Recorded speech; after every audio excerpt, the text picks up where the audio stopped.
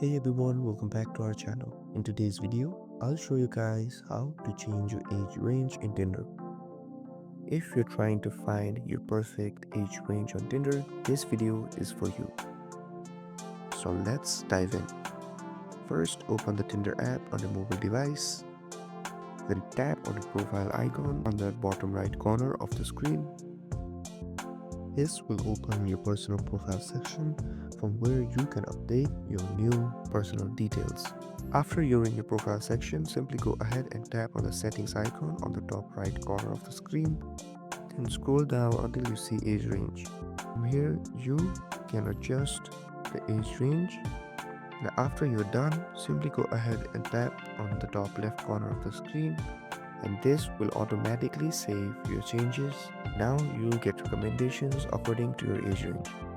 So if this video was helpful, don't forget to like, share and subscribe, and comment down below if there is anything else I can help you guys with. Thank you so much for watching, and I'll see you guys next time.